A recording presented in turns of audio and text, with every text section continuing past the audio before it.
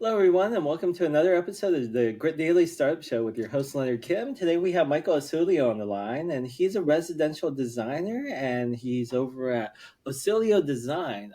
Michael, would you like to kind of take a moment to get into how you got started with this, where that motivation came from, and a little bit more of that detail behind what you're doing? Yeah, absolutely. Thank you for having me, Leonard. Of I'm course. excited to be here. Gosh, where do I start? Well, I could start by telling you where I'm from, because where I'm from is a huge part Sure. of who I am. Um, I'm from a Okay, little perfect. town called I'm from a little town called Friday Harbor. Um, Great name. I love the name. It's a small island, remote island in Northwest Washington. Oh, It's a very tight knit community, very wealthy, highly educated community, and so there's always a lot of work for people in the trades. Always construction yeah. happening, no matter what's going on in the economy. It's a very insulated region of Washington, and if you don't work hard, there's no work for you. So, um, Hmm. one thing my father ingrained into me is working hard.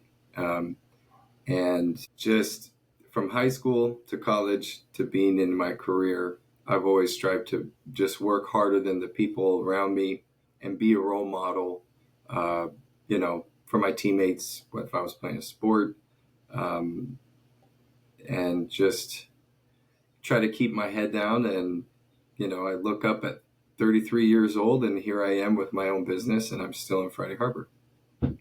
That's awesome. So your dad really kind of motivated you to work hard. Can you give us a little bit more of his background? Yeah. So my father is a master carpenter.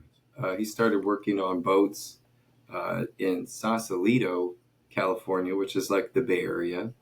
Um, there's a famous boat called the Elb Number Five, and it is a motorless schooner built in the 1800s Ooh, by the Emperor of Germany, oh wow, built in Hamburg, and that's where his passion really started. And from there, he made his way up into Friday Harbor, and there was a huge demand for carpentry and finished carpentry here.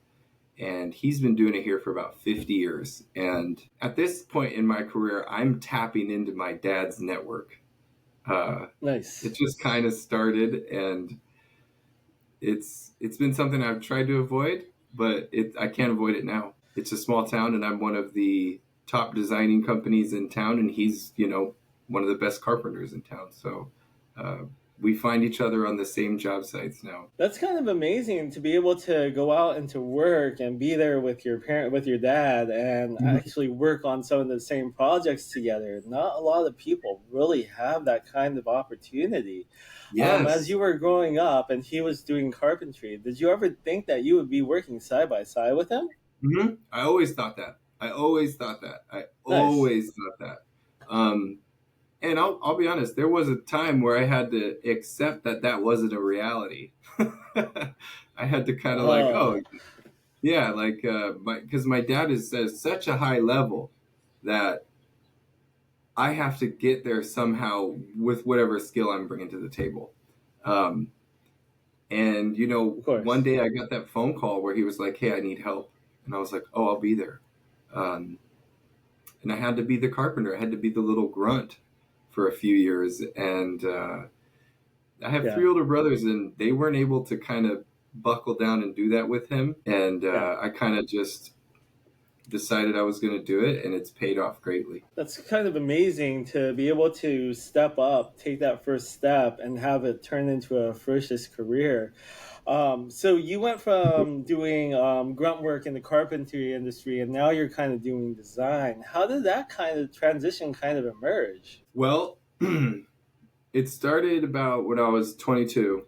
I went from being in construction with my brother and my dad into research and development for a seismic tie down company here. And they all kind of Hmm. gave me a hard time for taking a desk job. Um, but that's Hmm. where the design started. That's where the AutoCAD started. And I did that for about 4 years. And the gentleman I was working for was an inventor, and he Hmm. invented and patented a lot of the construction hardware we use today. And Oh wow. that's somehow that synchronized into the construction field, into my overall experience in construction and reading plans. And then as I was worked there for about 4 years, I got a second job. And the second job was just drafting for a local design company. Oh, And I cool. picked up that skill.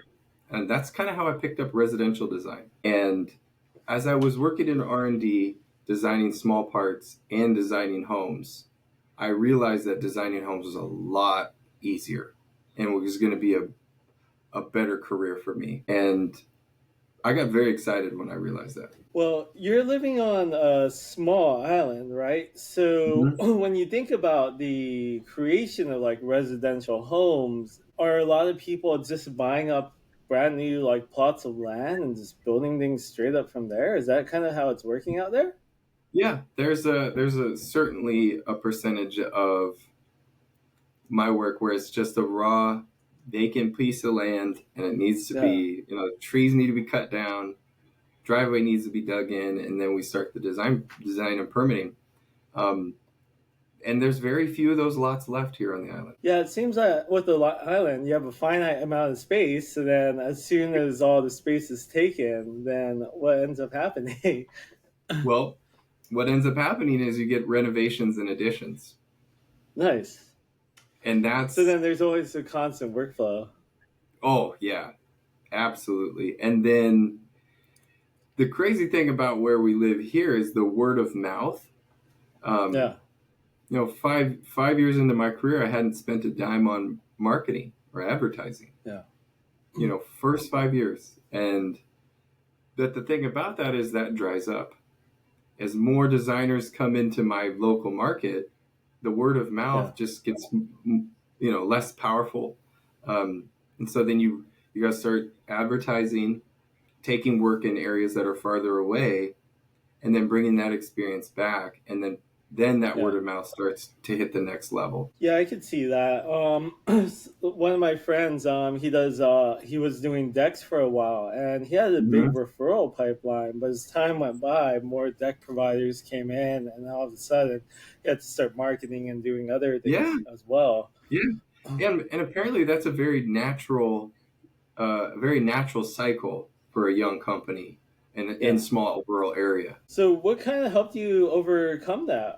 Going out, expanding into other areas, getting more work? Was it improving upon your design, or what kind of helped you kind of get through that referral phase to the next phase when things kind of dried up a bit? Technology, building a website that Yeah. can take in leads, and then picking a platform, because there's so many platforms now for businesses. Picking a platform that people can come find you and reach out to you, and that's been Yelp, believe it Oh, or not. really? Yeah, Wow, Yelp has interesting. been killing it for me. Nice. Mm-hmm. That's pretty shocking. Usually Yelp helps a lot of restaurants, but then I haven't really heard of it like helping a home building company or a design type company. So that's Yeah, pretty cool that it's really working. and that's kind of what Yelp told me. Also, is they're like, well, you know, this typically is for window washers or janitors or very trades that are very closely related to restaurants. And this is funny, but most of my clients are restaurant owners Oh, or business wow. owners that are That's already on interesting. Yelp. They're already on Yelp using it, and so they use it to find me. Yeah. And it's funny, like a lot of immigrants are on Yelp. Like all my Hmm. clients that I get on Yelp, Indian, Vietnamese, Cantonese, just all over the board, and I love that. But that's what you get in Seattle, in Snohomish area, Yeah. is like you get this huge pocket of diversity that has completely changed my career in the way I see, Washington State as a whole. Yeah. So when you're kind of working off Yelp, are you getting a lot of people who are doing like new builds? Are you getting them to do renovations? What's kind of like the layout that you've been kind of seeing there? I think primarily renovations and interior design renovations, I see. 90%. When you kind of think about your passion as a designer, some people like to have that blank canvas where they're making a brand new residential home. Some people like the renovations, and some people like other things. What do you kind of gravitate towards as one of the main motivators for what you're going out there and designing? Renovations, Renovations? mainly because people are freaked out by them. And I like to come in and say, don't worry, we have it taken care of. The permitting and the regulations on additions is really complicated, and it can be Yeah. complicated, it can be simple. And so that's where I find myself gravitating to. Plus, like that's where the work is right now. And so, yeah, probably additions and renovations. Nice. Can you kind of walk us through some of like the renovations and additions that you've kind of done and kind of Hmm. aspired to do as well? Yeah, I think the most common right now, and the thing I see the most is you have a couple, they're both working, and they have older parents that they Yeah. need another space in their house for. So they go and they spend 250,000 and they build basically a mother-in-law suite addition. Hmm. That's most common because they don't want to put their in-laws or their parents in a home. They want to do I've in-house. been reading articles about that where like it's hard to kind of put your family into a facility or something like that because one, you Mm-hmm. can't really see them, two, you don't really know what they're doing. And a lot of families really want that family next to them at their own home as well. So I can Yeah. really see how that could be a big driver. Um, are Mm-hmm. you building like attaching units to it? Or are you building like separate units like ADUs? Or how's that kind of working for a lot of Yeah. these people who are building these? Yeah. So what you do is you lay out the existing structure in a model, Yeah. and then you bring your clients in and you show them that model, and then you start Mm-hmm. growing the house as a cohesive design. So as you're Mm. adding this new space to the house, you're thinking of the overall vision of the home, because it's really easy to Yeah. put an addition on a house and it look like an addition. And Yeah. most of the homes I'm doing additions on are $1.5 million homes that need to look like a $2.5 million. And so So that's you're basically taking the existing design, figuring out how to make an attachment that looks exactly like it was part of the home when it was originally built. absolutely, yep, that's the Yeah, that does main sound goal. pretty hard. Yeah. It can be very hard, and the main pinch point is the roof line. You can do anything with Mm. the floor plan, but roof lines, that's the pinch point. And I remember my first house I designed, very first house on the water in Friday Harbor. The architect was like, "No, I'm retired. The roof's too complicated. You need a guy that does AutoCAD." And that's how I got the job. It's a complicated roof, Oh wow. and we knocked it out of the park. I could see for like a $1.5 million house, the level of meticulousness a client would probably have in making sure that it's all kind of seamless when it's all put together. So the work that you're probably doing has to be like phenomenal for them to even refer you to other clients, for you to build your database of new clients, to go out there and expand and things. So that's a really good thing to have. Yeah, yeah, and I'm pretty. A lot of my clients will refer me. I really Yeah, try to have a good relationship with the people I work with, and I think that's kind of been one of my advantages. Is I like people. It's easy for me to talk to people. I don't get freaked out, when I meet new people and diving into new projects. And my wife is like, my wife sees that and she's like, don't lose that. She's like, yeah. hold on to that one. Don't get callous and change. Stay nice, stay personable, and relatable. And because like the once you meet people and you get over that hump, then you just rely on your skill set, because the skill set's there, and people are what change. And so Yeah. just making sure your clients are happy, that's it really just comes down to listening to what they need and what they want. Yeah, I think a lot of people don't really have those people skills and kind of boggle the ball at that point. But then when they actually go out there and do their craft, they're usually really good at it. Oh yeah. So design, yeah, design takes a bit to learn. How did you kind of get into learning it? Oh, Sorry if I okay. catch So you this is kind of a secret. Um, the best way to learn design is to just never say no. Like if a project comes, you just say yeah, Hmm. yeah, yeah. We'll do it. We'll do it. You do that for 5 years, 5 years straight, and and you'll get good. And another thing I did was I co-designed. I co-designed with older female Hmm. designers. I co-designed with other male designers in my region. By co-designing, they hired me to do the drawings on the back end. They did the client Hmm. interface, and that's been something that I've done a lot in the last 5 years. And I've helped Yeah. other businesses grow, but I've also learned so much about design through these other designers because they had so much more experience than me. And I I, would say, yeah, go I, ahead. I think that's kind of brilliant when you say go out there and learn from other people and also not saying no to different things because as a marketer, like there's a lot of things in marketing, like it's a huge industry. There's ads, there's landing pages, Yeah. there's different platforms, there's content marketing, there's so much different stuff. And when I got started, I didn't say no to anything either. So then, next thing you know, I know how to write a book, I know how to write an article, I Yeah. know how to do white paper, and all this other crazy stuff. I'm Huh? like, how do I know how to do all this You're an stuff? you're an expert, So right? Is what yeah, people call you. People basically, call you and then an expert. also yeah, and That's then great. also working with other people. Like I went to high school with Neil Patel, and I think he lives up in Washington now as well. Like we both were at school, and then we both got jobs at Knott's Berry Farm doing park services, which is like picking up trash, cleaning the bathroom, Orange and things like County. that.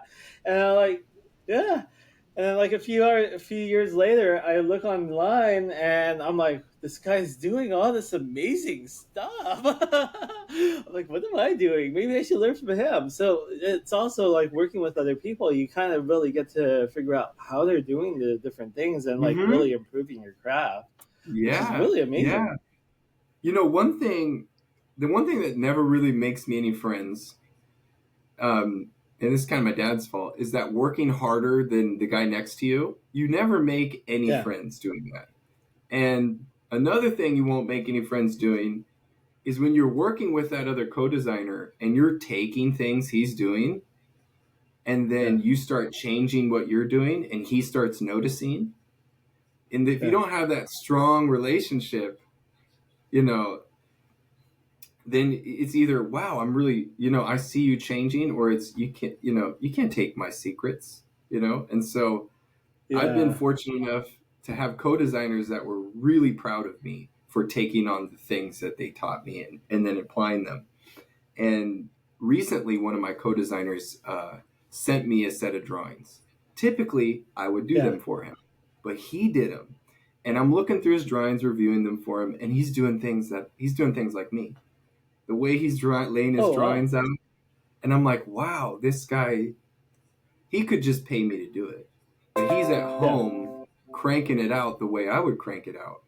And he's like 50, and I'm happy to see that like his efficiency has gone up by working with me. That That's kind of awesome. Like most people, when you kind of reach that age, you would think that the learning curve has completely ended and you're already stuck in your own ways. But for them to really pick up Yeah. new designs and ways to do things, that's kind of Hmm. amazing. Yeah, it felt great. I mean, that was this week where I was like, wow, like my mentor is, I'm his mentor as much as he is mine. I'm very Yeah, and grateful it's for kind of amazing when you get to that level of the relationship. that. Yeah, yeah. He's a Chinese guy. He's from like East India, Hmm. West China, and his family had migrated to Toronto, and then he made it into America. And the perspective that man gives me on life as an American is so Hmm. valuable. It is so Nice. valuable. It keeps me humble. It keeps me grounded, and I just, yeah, it's just a very special relationship. It's serving me in so many ways. Yeah, coming to America for a lot of people has been kind of rough, and that journey of grit, determination, doing whatever it takes to kind of make it through, it is pretty Hmm. inspiring. And there's a lot of It those is. stories in the American history. Yeah. He told me one thing, and my wife's an immigrant. My wife's from Romania.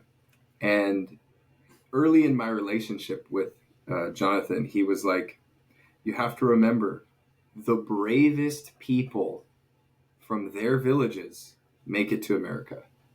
Yeah, Takes the bravest people of that group to get to America. Remember that. And I was like, hmm, that's a great point. Like, it makes sense. yeah, My friend, her dad, um, in Vietnam, they had multiple wars. He tried to escape multiple times to come to America, got imprisoned and other things, but finally made his way here. So, if he worked that hard to get here, then his family's probably going to have a successful life out here. So, yeah, that grit, that that determination, like to grit. come here is like not really an easy thing. Like for my mom, No, it's a little different, like, because my grandpa married my grandma when she remarried, and they're like, yeah, let's come, and she got brought here. But for most of the immigrants, like they come here and they fight. They fight to they get fight. out. They fight to get here, and they fight to grow. Yeah, and they, yes, yes. When they're here, it doesn't stop, right? Yeah, They can't just change who they are, you know? yeah, And that's why you see immigrants kicking Americans' asses in a lot of industries, is because they have this perspective of, I'm not giving up. You have no idea what I've been through to get here, and I'm not going to let anybody take it from me, you know? yeah. It's a wild attitude, and it's kind of contagious as well. It's very contagious. And, as an American, knowing that I have that grit without that hardship that my friend has, he Yeah, respects that greatly. He's like, yeah. you could be just sitting around doing nothing and you're not. And I'm like, well, thanks. He's like, I don't know how you're as motivated as me. I'm like, well, I'm just young. Well, Like, I'm I just mean, if young you and think hungry. about it, Yeah. if you think about it at a grander scale, and you think about like most jobs, I've worked a lot of jobs where you kind of walk around the office and you look around, and like 50% of the people, 50% of the time, are doing other things aside from working, and they're just Yeah. chilling, Yeah. Yeah. Dude. and Oh, God. it's kind of yeah, That reminds me of, I think it was Elon Musk. He was like, you have Toyota cars and you have Honda cars, and you have Ford yeah, cars. You want to know what the main difference is there? In in Japan, you think of the company as a boat. They're rowing a boat. yeah, They have one guy steering and eight guys rowing. In yeah. America, you have eight guys steering and one guy rowing. Huh. And then when something goes wrong, they fire the rower. That makes And so sense. that chain of command, that understanding of the workplace, the understanding what work is, and honestly, like chain of command, like is understood in other cultures so much better than in America. Um, and I think one thing that blew my mind when Jonathan told me this is that he was born into a caste system, Hmm. like a modern caste system, and I was like, "What?" He's like, "Oh yeah, if your father owns a restaurant in India, like you're gonna work in that restaurant your whole life. Like Yeah. that's where you're at. If you don't want to, if you don't want to break free from that, you won't." And he had to basically like get his whole family to break free of that whole mindset. And for me, I'm like, that structure of understanding your place is Yeah. actually super valuable in the workforce. Um, It is. it keeps things organized. And the caste system is kind of crazy because who you're going to marry is predetermined. Where you're going to work is predetermined. Yeah, Basically, your whole life is kind of whole predetermined. life. Yeah, your Yeah. fate is just it's already laid out for you. Yeah. You can like look and see it, you know. Yeah. And It's like manifest destiny. yeah, and to hear about the things he overcame with his father. You know, he Yeah. he worked in the restaurant till he was 18, didn't get paid one time. Wow. That's normal, apparently. And Yeah. he's had to digest that over the years, and I just look back and I see that, and I'm just like, holy crap, dude! Like, you're right. I have it good. Like, Yeah, I think a lot of Americans really kind of take it for granted, like what we have, what we're able to oh yeah, do, and so forth. it's very easy. And yeah, if we think about like grit daily as a whole, like it's all about having that grit, that determination, that willingness to get back up and go and do Yeah. something. So I think these stories are quite motivating for a lot of our listeners. Well, good. I'm glad I can. I'm glad I can contribute. Because I'm just an average guy that just works hard. One thing I really want to encourage people is, like, you don't need a degree to be a designer, to be a good designer, to be a good Yeah, permit consultant. You just have to do the research. You just have to craft your skills in design when everyone else is sleeping.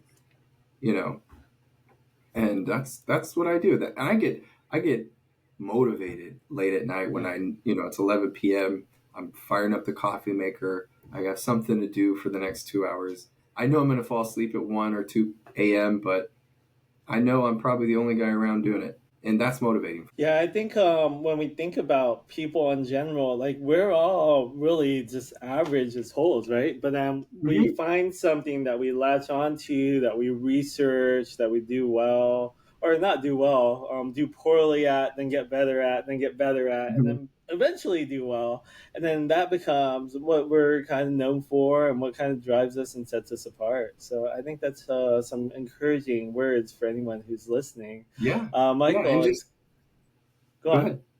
Go on. It's just commitment, right? Yeah. And just to add to what you're saying, if you're committed and people see that, you become that guy. Yeah. That's Mhm. absolutely true. And becoming that guy or that woman is really important, especially nowadays when there's so much noise out there. We're kind of approaching the end of the show, Michael. Was there any Yeah. final words that you wanted to like leave with everyone? No, I think we covered a lot, and I'm grateful to have had this opportunity to speak with you and share my thoughts. Awesome. And if anyone wants to check out Michael's work, you could follow him on Instagram at Ausilio Design. That's AusilioDesign. And his website's also ausiliodesign.com. And you could find his journey, figure out more about what he's doing. If you're looking for any residential or residential home plans or anything, Michael is pretty much the guy to turn to. Thank you. You're welcome. And everyone, thank you so much for joining us for another episode of the Grit Daily Start Show with Leonard Kim and Michael Ausilio.